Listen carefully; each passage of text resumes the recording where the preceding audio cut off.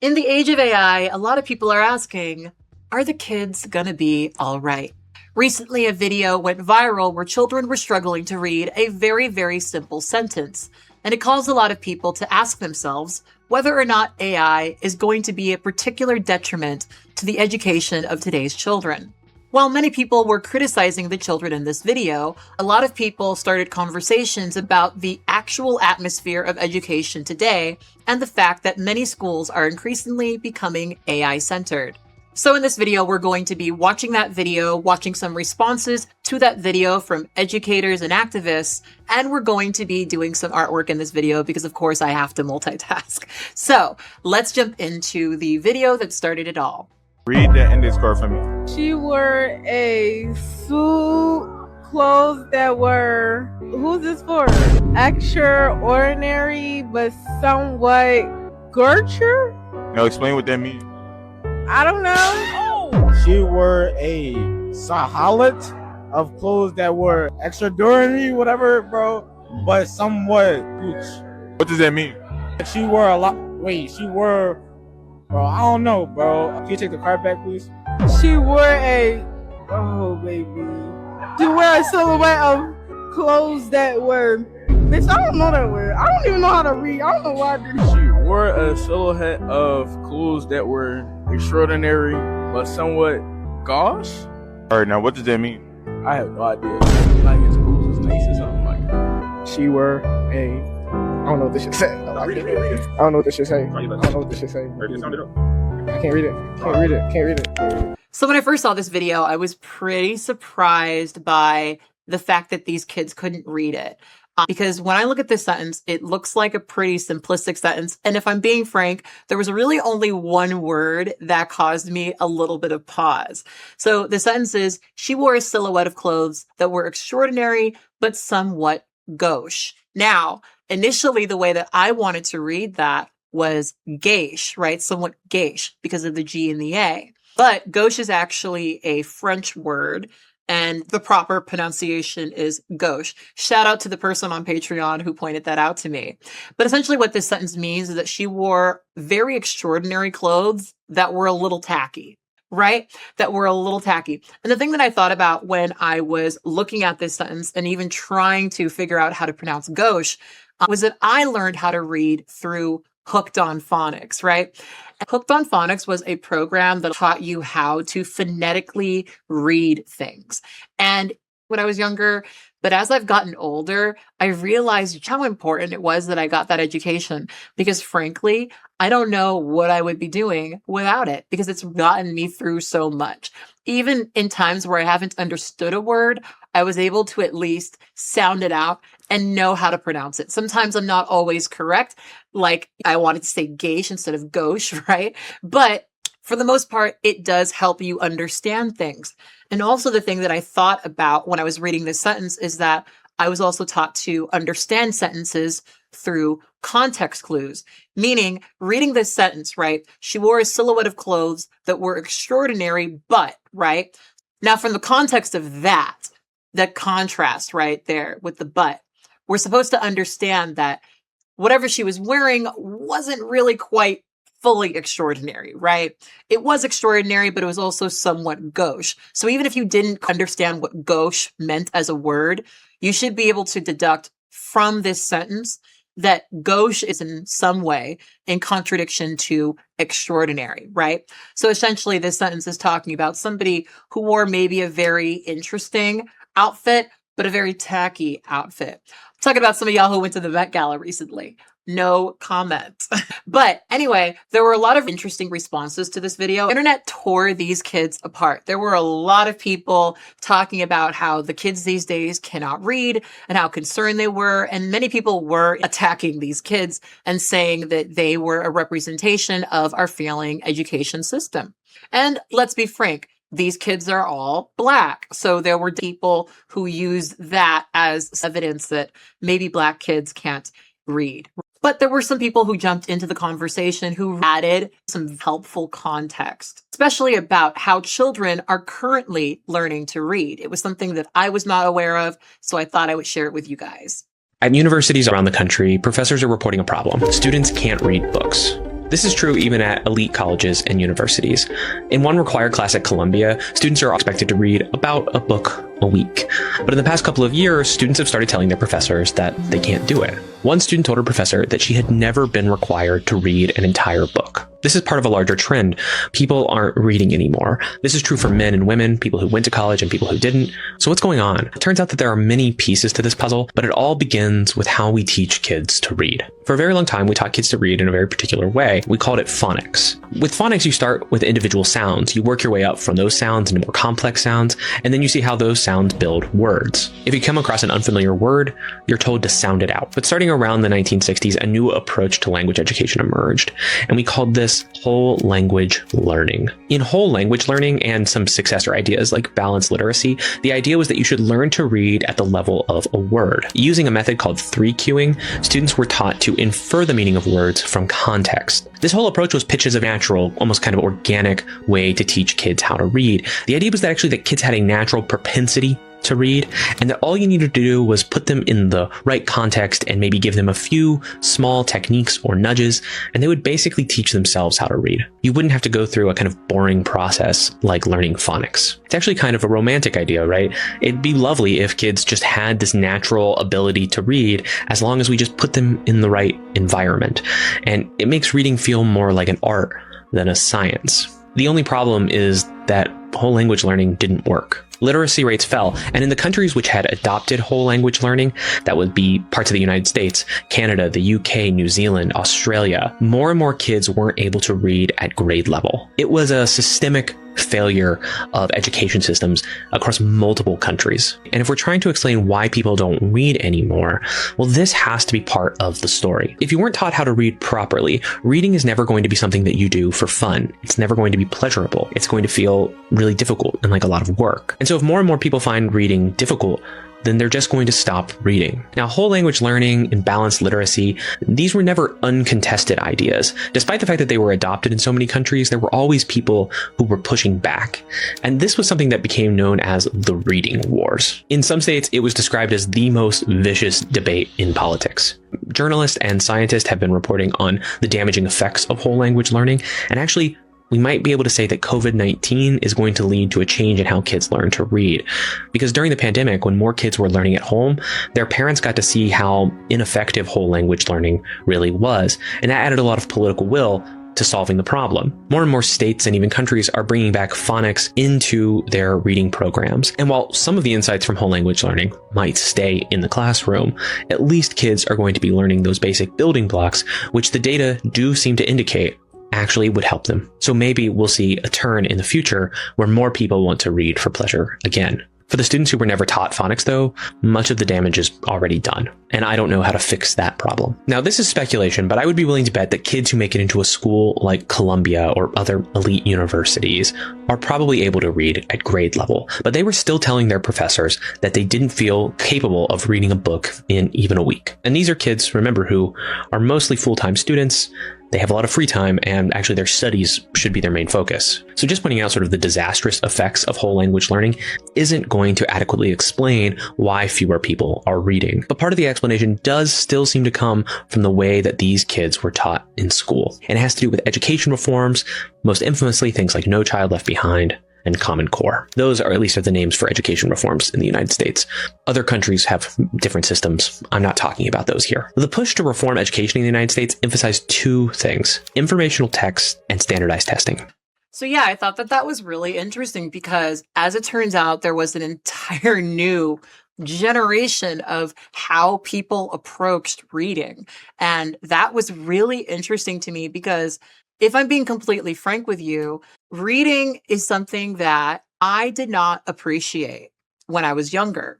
Like, there's a part of me that does understand a little bit of why people in college don't feel like they can read. I remember being in college and feeling like I didn't want to read a whole book.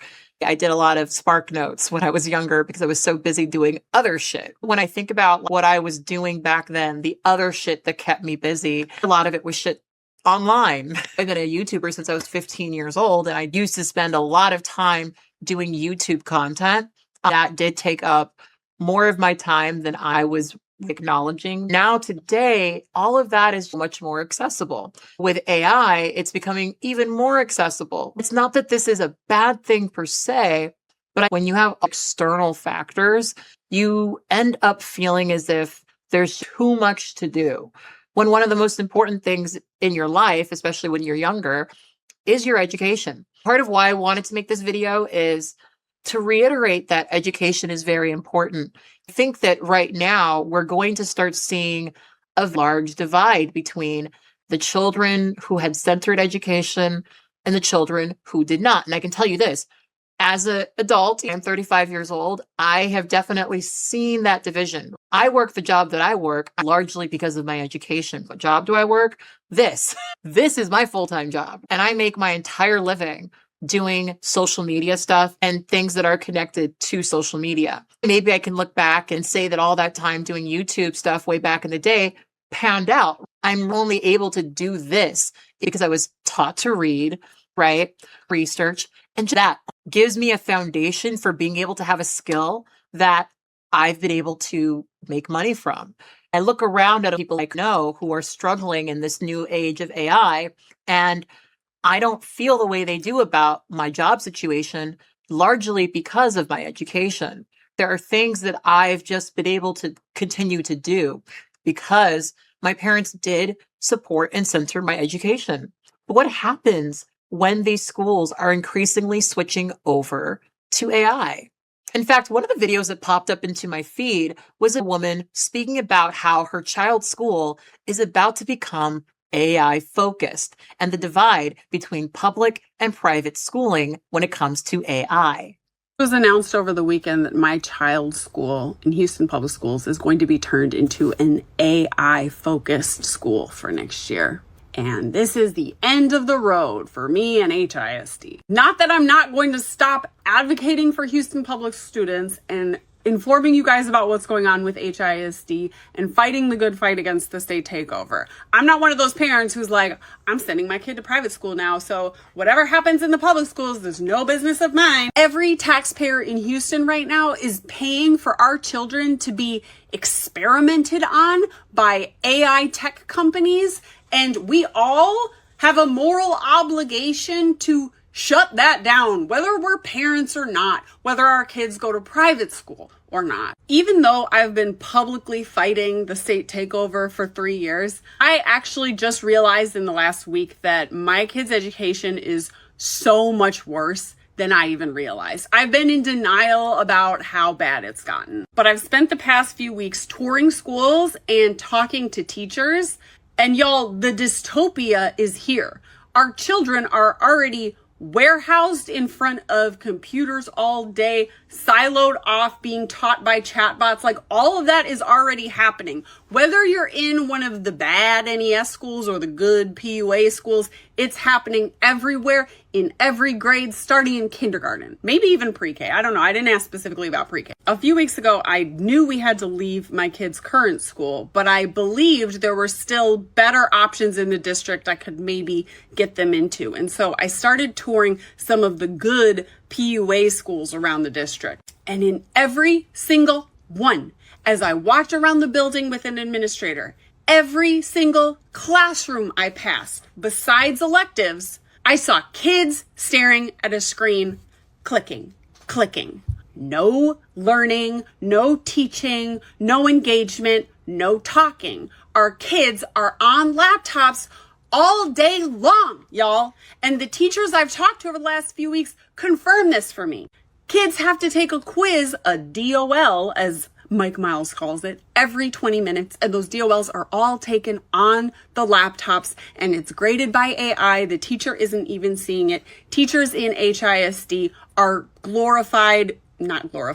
abused computer lab monitors. Your kid isn't safe from AI if they're not in an AI-focused school. Every single elementary school in HISD is using a Mira, which is a chatbot. It is a generative LLM for children to teach them reading. And in every HISD school, they're spending 3 to 5 hours with this chatbot every week, even though pediatricians have strongly cautioned schools across the country to put a moratorium on children using generative AI for the next 5 years. Even though multiple MIT studies over the past few years have found that even in adults, frequent chatbot use causes cognitive decline, as in Alzheimer's symptoms, as in brain atrophy, not to mention AI psychosis, delusional psychosis in adults. And we're giving this to children whose brains aren't even fully formed, who haven't gotten the chance to build the skills of thinking and writing that grown-ups just lose when they use a chatbot. Our kids are never going to develop those skills in the first place. And if you don't believe me, if you think, no, my kid's school is okay, I'm at one of the good HISD schools, I want you to do this when your kid comes home from school today. Ask them how much time they're spending on the computer at school. They might even have a hard time articulating that. Ask them to tell you all the things they did at school that weren't on a computer today.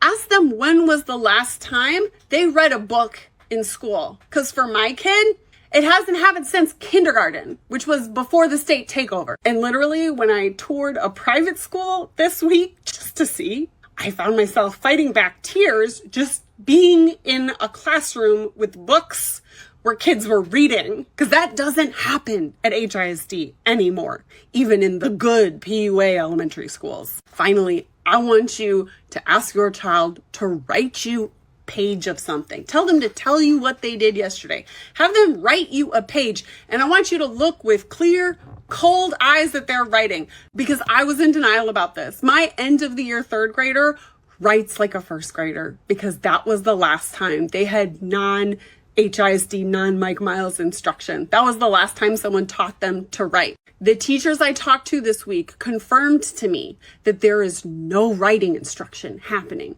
in HISD. The kids are not writing, not getting feedback on writing. The only writing they ever do is typing into a laptop, and it's graded by AI, and they learn nothing from that. You give them a pencil and paper, they all are writing like babies. They are all 3 years behind in writing, because that was the last time they got any meaningful instruction in it. And what makes me sick is that the STAR test results are going to go to Mike Morath, and Mike Morath decides what the STAR test results are going to be. The benchmarks are not set ahead of time. So if he wants to make the HISD state takeover look good, he will. He'll just set the cutoff so it looks like, oh, HISD made all this growth.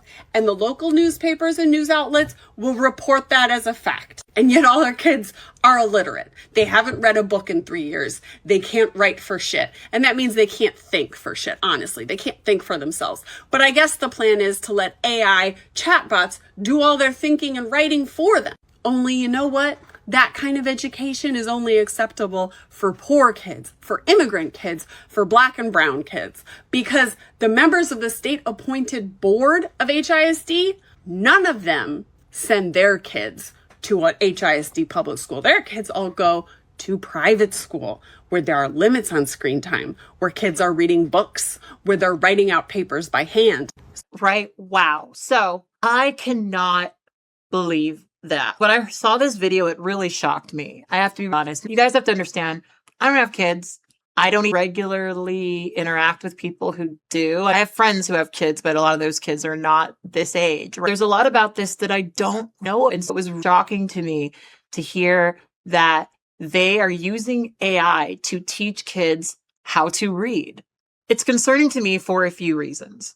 It's primarily concerning to me because kids need to learn how to read and how to process what they're reading. And the process of doing that, in my opinion, is one of the most central aspects of survival. Like, for example, today I was lost. My phone got stolen. I went to Zebulon in Silver Lake. Shout out to Zebulon in Silver Lake. Don't bring your phone to Zebulon in Silver Lake. My phone got stolen. And so I had to take public transportation today. And I had to figure out how to do it without my phone. And if I didn't know how to read, if I couldn't read, if I didn't understand what I was reading, I wouldn't know where the hell to go. It's funny because coming up in the time that I came up, my parents definitely didn't understand what I was doing on the computer. But I would go to school every day and we would have these big computer labs where we would go and we would sit down and do our schoolwork. Our schoolwork was still typing, reading, writing, and learning and doing research. But we were sat in front of a computer. And I remember people being so concerned about that at the time because of how it could impact us. And I'm not going to say that it didn't. Ultimately, I learned a lot of skills that now a lot of people are simply using AI to do it for them. And that is really concerning to me. And one of the primary reasons is that, as she says, this is a type of education that you're probably not going to hear. Primarily, one of my concerns is, as she says in this video, they are going to be primarily viewing this as a suitable education for poor Black and brown children. That's going to be good enough, right? And, growing up, as you guys know, I'm adopted. My parents, yes, they are Black. Every time I talk about that, people ask me if my parents are Black. My parents made a point of putting me in a good school. I grew up in the San Gabriel Valley in Walnut, and my parents were like, we're going to make sure that you go to this particular school because it's got a high education standard and it's important that you get that. It's funny thinking back to the times when I sort of resented my parents for putting me in school. But at the end of the day, I am very thankful that they prioritized that because I think it's one of the main reasons why I was able to become the person that I am now. Now, with that in mind, I also do have experience at private school. I went to private Christian school. And I think what a lot of people might not get about private schools, right? Private schools really only became popular because of desegregation. My private school was a school where I was one of perhaps 2 or 3 Black kids. It was a predominantly white school. Now, keep in mind, the area that I lived in was not predominantly white. Was not predominantly white. In fact, I grew up in a predominantly Chinese and Korean neighborhood, and San Gabriel Valley is kind of like a predominantly Asian and Latino area, right? But the white kids mostly went to these private Christian schools, and my parents, because they had money, were putting me in these private Christian schools where I was surrounded by white people, right? They really do exist to reinforce that. And as she points out, I'm really, really happy that she points out, the billionaires are not putting their kids in schools with AI education. They're not doing it because at the end of the day, they understand that there is power in being able to read, write, and research. It is incredibly powerful. And yes, you do learn that a lot better when you're using books. My parents had encyclopedias, and from a very young age, I knew that if I ever had a curiosity in the world, I could open up my encyclopedia and start reading about what I was curious about, and then several other things that I was interested in. And I can go and reference that, cross-reference that to other things.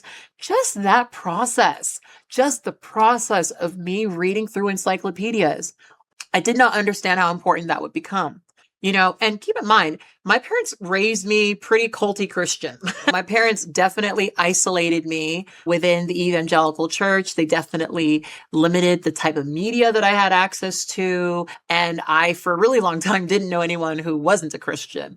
And frankly, there's a part of me that even if I can now, as an adult, understand why there were aspects of that weren't okay, there's also a part of me that's appreciative of it because it did force me to read books. It forced me to learn how to reference books. A lot of people are doing now is typing in something into Google, because Google is now AI forward, and getting the answer. And, one of the things that I've seen, because I like to research, is that a lot of that shit's not true. A lot of that shit, it is mostly true, or it may have a lot of stuff that is sort of true to it, but you're not really getting the same experience you would get if you actually just researched this stuff yourself, right? There's so much stuff that you learn when you look at the sources, because it does allow you to have a more holistic view of what exactly is being discussed here. And now people are just defaulting to not doing that. And that is very sad and concerning to me. So I saw another video by a disability activist who spoke about why exactly these billionaires are trying to get AI to be so normalized and so widely accepted. And she shares a very important point that I want for people to pay attention to. I hate when you all have siloed conversations on the internet, so I'm just going to connect the dots for you. A lot of you are not connecting the dots between these kids in that video not being able to read functionally or even interpret or infer based off of the information that is on a page, and the Sam Altmans and AI bros of the world wanting to present AI as your own intelligence as a utility. What AI bros want is to basically charge a disability tax. For those who don't know, disabled people pay about like 28% more for the same quality of life as everybody else. And whether or not it is by design or the AI bros are simply taking advantage of a real systemic problem in society, given children being unable to read due to policy, the result is still the same, which is that their education, their lack of being able to read, makes them functionally disabled in society, which then these AI bros want to charge them for that disability that society and the systems in which we operate have created. And even just introducing AI, generative AI, and these chatbots and all these things as a utility makes people rely on them more and their own problem-solving skills less and less, basically charging people for a disability that they have created. I thought this was such an interesting point because that's exactly what I think is happening. You get the sense that the main benefit for AI for a lot of these people is the fact that it creates a dependency. A lot of times, the schools that are getting this AI pushed into them, they're getting this AI pushed into them not because it's a good tool, but because there are people pushing to normalize this. What they want more than anything is to create a dependency. Think about all the subscription services that you currently have, all of the various things that you have come to rely on because you want convenience. And I've been thinking a lot about convenience and about how that creates a dependency. And sometimes those conveniences that we've normalized as things that we need aren't actually things that we need. AI is a great example of that, where there's going to be a whole group of people who now rely on having access, constant access to an AI subscription. And that's just money for these people. They don't actually care if it's a good tool. They don't actually care if it's actually productive, if it's actually helpful in your education. That only helps them for you to be less educated so they can sell you the solution, right? And for me, it's something that I kind of wish more people were a bit more aware of, because billionaires don't want to help you. Not really. If you ever get the help that you need from a billionaire, you're not going to become reliant on them, right?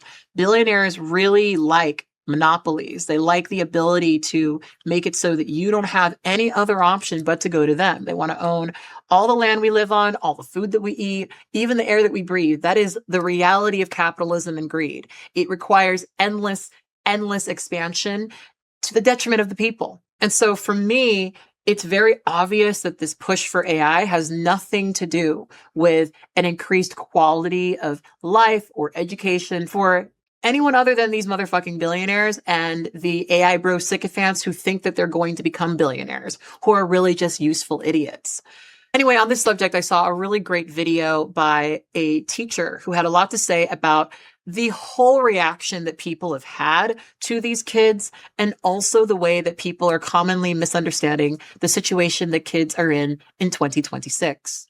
I have bottomless critique for this little trend video and everybody's reactions to the kids can't read viral thing that's been going around TikTok lately. I have my own takes about it, but my take for now is to jog on the most common takes and responses I've seen, because there are people close to my age in their 30s and they are boomer posting about this. I cropped out the kids' faces, and a lot of y'all are not. A lot of adults are not. A lot of educators are not. They're content to put these kids up to be put on blast when the kids are not at fault.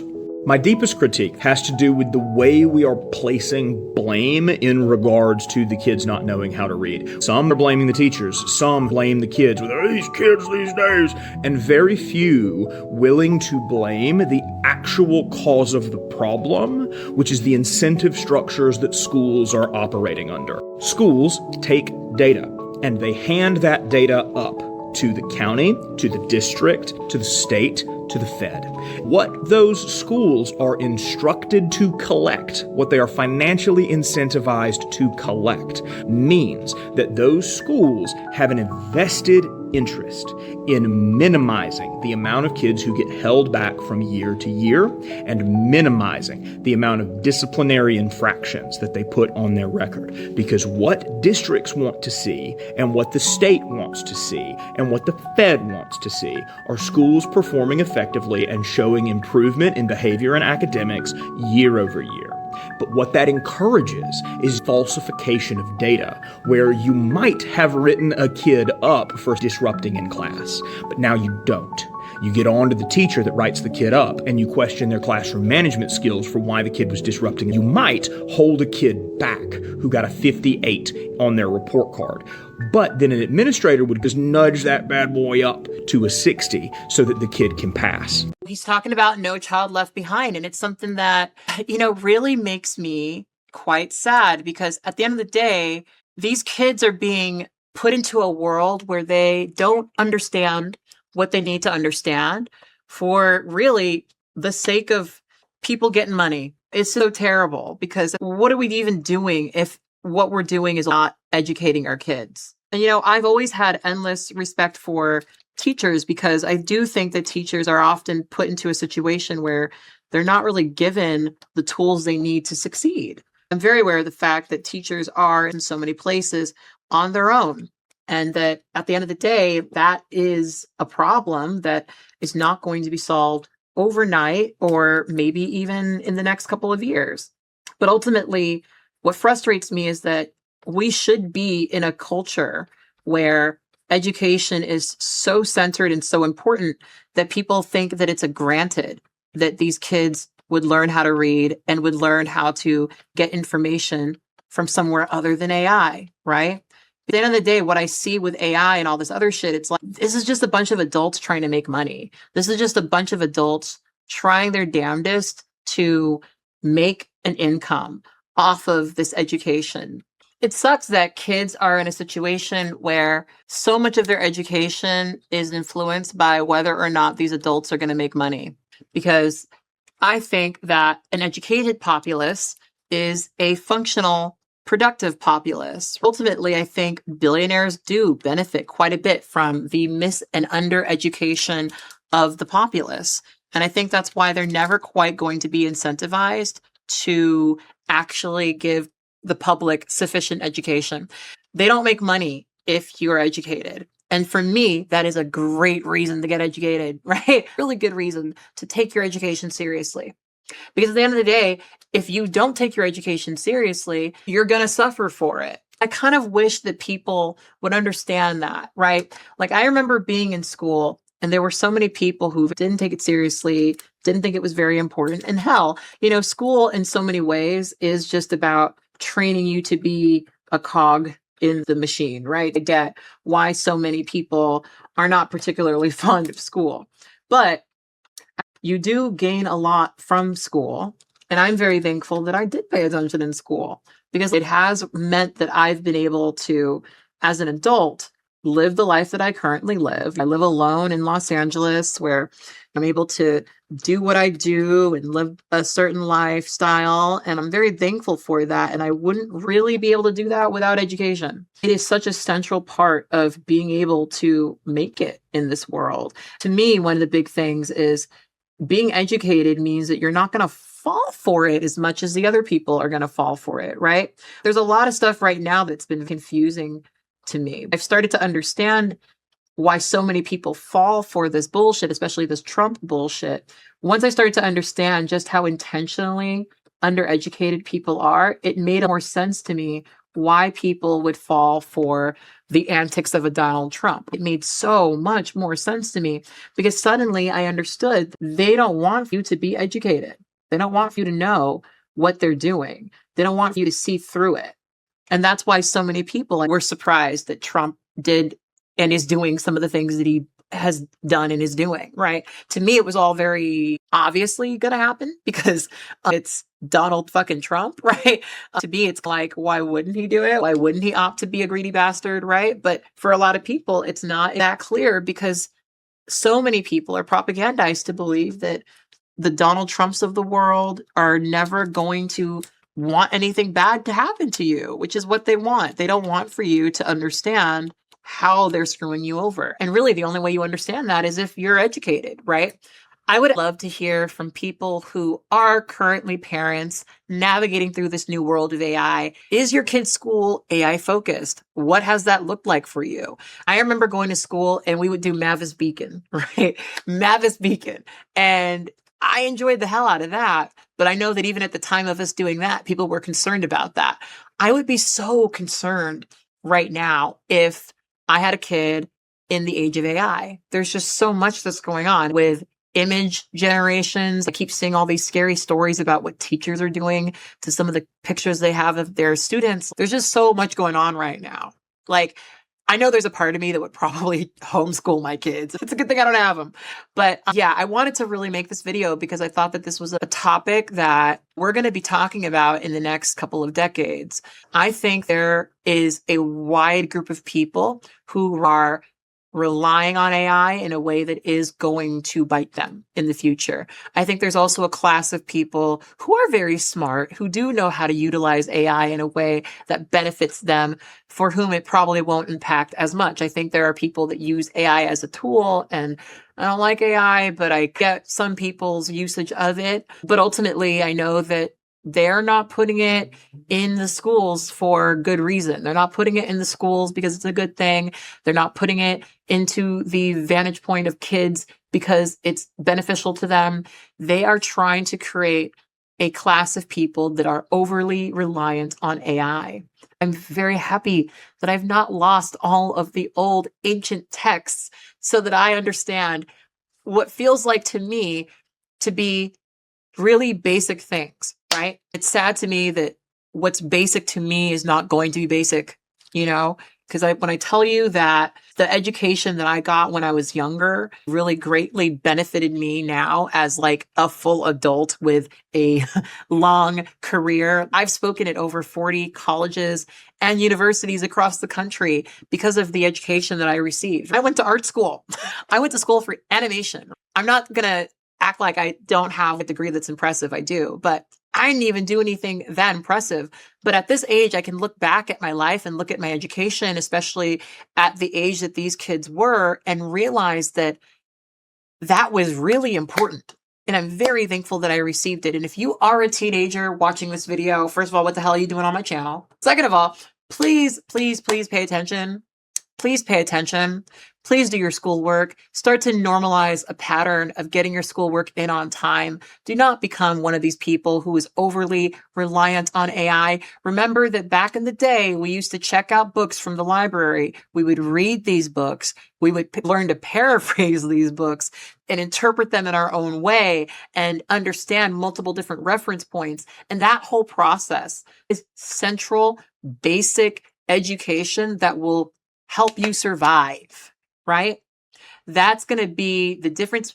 You're not always going to have your AI supercomputer in your pocket. You're not always going to have access to the cloud and all this information. And when they create a situation where AI is the only way for you to gain access to this information, you need to have already started to prepare for how you're going to gain access to this education without going through that.